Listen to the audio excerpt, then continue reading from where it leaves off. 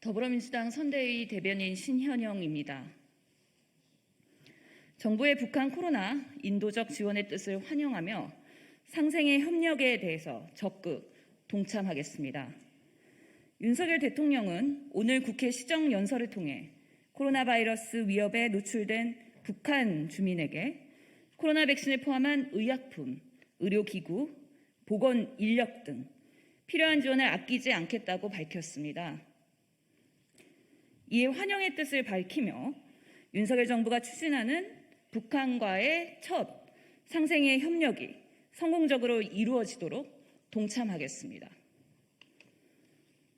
전문가들은 북한의 코로나 상황에 대해서 사망자가 10만 명에 달할 수도 있고 백신 접종률이 낮았던 남아프리카 공화국에서 오미크론 변이가 처음 발견된 것처럼 북한발 변이 출현 가능성까지 제기되고 있습니다.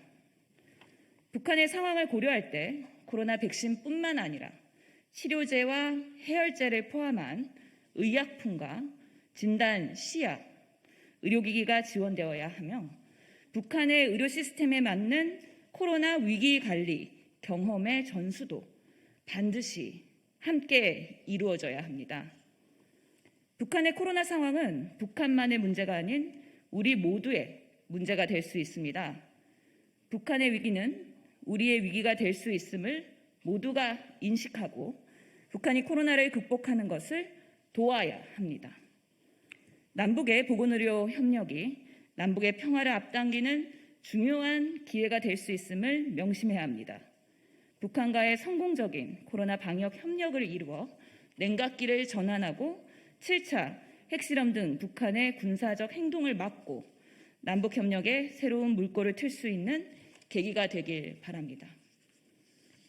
두 번째 브리핑 이어가겠습니다. 윤석열 대통령은 공정과 상식을 말하려면 배우자에 대한 직접 수사부터 명해야 합니다. 검찰이 김건희 씨의 서면 조사를 끝으로 도이치모터스 주가 조작 사건을 마무리할 것으로 알려져 있습니다.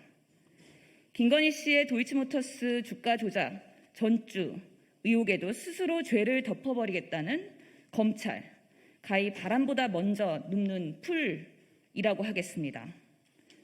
김건희 씨는 자전거래, 짬짬이 거래, 계좌 이용 시세 조정 정황 등 숱한 주가 조작 연료 정황들이 드러났습니다. 권오수 전 회장을 비롯한 공범 모두가 재판을 받고 있고 김건희 씨의 증권 계좌를 관리한 이모 씨도 검거되어 재판을 받고 있습니다.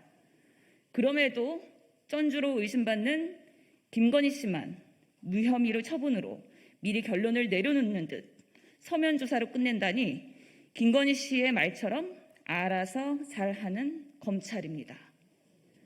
검찰의 제19 감싸기가 하루 이틀이 아니지만 해도 너무합니다. 시장 경제를 뒤흔드는 중대 범죄인 주가 조작을 이렇게 눈 감아줘서는 안 됩니다.